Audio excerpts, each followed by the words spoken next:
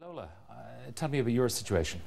I bought my house in 2007 and I'm one of the 6% of homeowners in this country that have unsustainable mortgages. But you're in arrears? I'm in arrears, yeah. I'm in the mortgage arrears resolution process. I'm in negative equity. I have no disposable income and I simply can't afford to pay this tax. Did you pay stamp duty, by the way, or were you first time buyer? No, I was exempt from stamp duty. If I have to pay a property tax, it'll come directly out of my mortgage repayments. So what you should be paying to a, say, I don't know whether it's one of the state-owned banks that you owe the money to. No, it's not. It's not, okay. No. But what should be going to the bank will instead go to the government and push you deeper in debt. Yeah, push me deeper into debt, and it'll also push more people who are only barely able to pay their mortgages into arrears. So it's going to deepen the mortgage crisis in this country. Andrew Montague, former Lord Mayor of Dublin, and he of the Labour Party. Andrew, what's your take on this? Your party in government is heading for a property tax. Well, introducing any tax this time is going to be difficult and unpopular, but the reality is Ireland borrowed €15 billion last year, and we have to close that gap, and we have to increase taxes and reduce spending, both very unpopular things to do. So I think that our choices is, do we have a property tax or do we have tax on work? And at the moment, with 15% nearly unemployment, with 30% youth unemployment, increasing tax on work doesn't make sense to me. I think we have to have a property tax. But in order to have a property tax, it has to be a tax that's seen to be fair. People have to believe this is something that's fair. And so for somebody like Lola there, we'd need to have a deferral. So at the moment she can't pay, but in years to come, maybe when the house is being sold, that might be the time to get it. But there's so many people in negative equity, so many people who've paid massive amounts of stamp duty, so many people who can't sustain their mortgages. I mean, how many exemptions are we going to pile up? Because if you give it to one, in all fairness, you have to give it to others who are feeling the pinch. You don't give exemptions, you give deferrals. So eventually you will be able to get that money back whenever the house is sold or whenever the house is passed on to somebody else. So when somebody can't pay now, you don't say you're exempt, you say in years to come we'll be able to get that money. So if, for example, you have someone in a house, maybe a widow who's raised 5 or 6 children in that house, and she can't afford to take a demand of £1,000 or whatever it might be for a big house with a big garden and so on, you say to her, we'll take nothing from you now, but when you die and flog the house, we'll then that's claw back the way money. to get it. You defer it rather than taking when somebody can't afford to pay it. Yes, sir. That's totally flawed. How can somebody else pay for what somebody else incurred years beforehand? That's totally flawed. That's crazy thinking. I mean, he's suggesting it would be taken out of the assets of the deceased person. No, you can't have that. Why should I be criminalised for what somebody did before me? That's not right at all. You can't defer something like that. Well, hang on. If you inherit something that you didn't actually pay any money into, I didn't inherit it. I bought the house. No, what I'm saying is that in the case of someone who dies, and they say, out of your estate, before we give them the house or the assets to the descendants, we'll take the money that she owes to the state. No. The Lord Mayor, I know you're coming up with these ideas, but they're totally in cuckoo land. Well, they're in cuckoo land. Now, let's be realistic about this. You can't have a situation like that with deferral. It's not on. And it won't be accepted by the people. So whether you're Lord Mayor or not, it's not going to happen. All right, and as far as like Barrett said there, that gentleman there, he's right. Do we actually need a household charge at all? Are we paying for something that we didn't start? And Phil Hogan's going to bring in something that I didn't create. So why should I pay for it? But do you enjoy, for example, the I provision happen at the moment register for a household charge and I'm not going to pay it. Supposing I have to go to jail, where do you live? What part of the country? I come from Kilkenny. And Phil Hogan is my constituent, I voted for him. But I will not pay a household charge. That's clear. And if I have to go... But as you drive along the roads of Kilkenny, do you not think someone had to pay for that road? I've paid for that over and over, 10 times. How? By the taxes on the car, the taxes on everything I eat. I pay tax every day, even my clothes are taxed. Everything I do is tax. I pay taxes and everybody else here in this audience. But you're saying that gentleman there says about people, that lady there, how can she possibly go along and pay a tax when she hasn't even got money to live? Let's be realistic about it. If she hasn't got the money, you can't take blood out of stone. Go on, Andrew. The point is exactly that. She can't pay it now, but in future years, whenever the house is sold, that might be the time to get it. So we're saying, this is the situation already, by the way, with the household charge. If you don't pay it, it starts building up and building up and building up. And eventually, if the house is sold, they will claw back the cash at that point. That's what they say. There's no way that Lola can pay that tax now. It's not possible. But it can go on the value of the house and it can be taken at a later stage.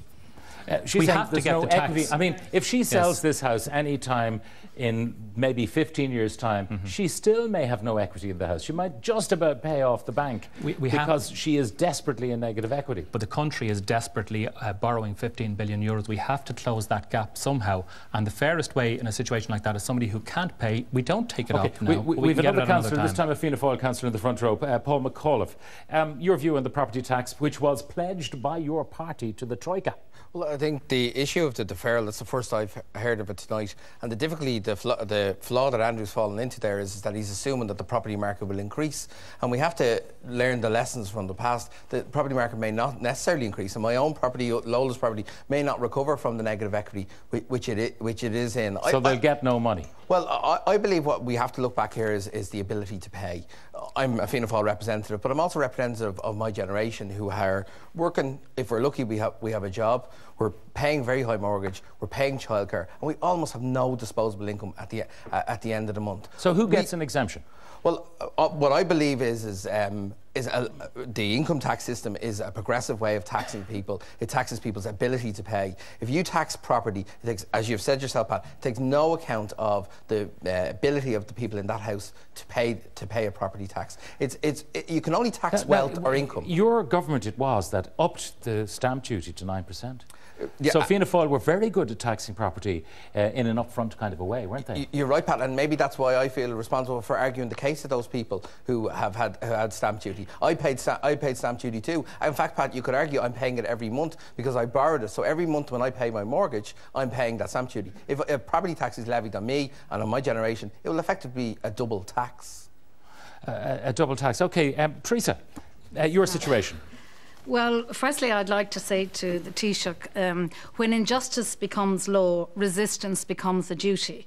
And we're seeing shades of that in the response to the household charge, where 40-odd% of people have not paid for various reasons because they see it as an unjust tax. And my own situation, I bought properties, and my business is in property as a landlord, but I've paid upwards of 200,000 euros in stamp duty. On a series of properties? On a series of properties, but the last property I bought in 2005, I paid 108,000 stamp duty. I'm already paying the second home charge and getting nothing for it. I think it's time that we, the people of Ireland, started to take legal challenges against our government. They hide behind the Troika when it suits them. Firstly, it was the mismanagement of our country by politicians and senior bureaucrats that bankrupted our country. My biggest mistake was that I trusted the powers that be to run the country and gave of my best to build up whatever I have. It has all been destroyed, wiped out, and the policies being pursued by the current government, who I think got into power under false pretences. Fine Gael said no property tax, and then you hear this nonsense from our Minister for Finance, Michael Noonan, talking about, oh, well, the Troika says this, but we wouldn't countenance that. Well, it cuts no ice with me, this kind of nonsense, nor the ordinary people of Ireland. We're looking for equity. The same group of people are being hit. I just want to check with Michelle. Michelle, all of the your time. Party did not say there wouldn't be a property tax. No, they didn't. Well, That's at one correct. stage, Fine Gael were opposed to a property tax.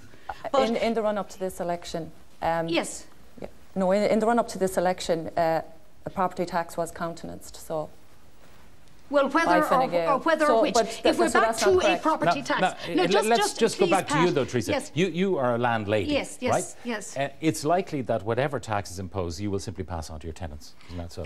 Well, tenants, I think that's... You know, if they're using the service, they pay. No, but I think it has to be transparent. If you're saying a property tax is to pay for services, let's start and say, what services are you providing? Cost them. The inefficiencies of public money we all are aware of. But let's be transparent. Are you raising a property tax to plug the 15 billion of our current budget deficit? You're saying, is it really a property tax for local services, or is it something else? Is it masquerading as something else? Let's be transparent. We've had enough of this by the way, in this Teresa, country. in fairness, they are saying, in order to bridge the gap between expenditure and taxation revenue, they have got to raise more money. This property tax, they're saying quite clearly, is part of that process. We saw what Minister Howland did with the allowances there last week. Yes, sir.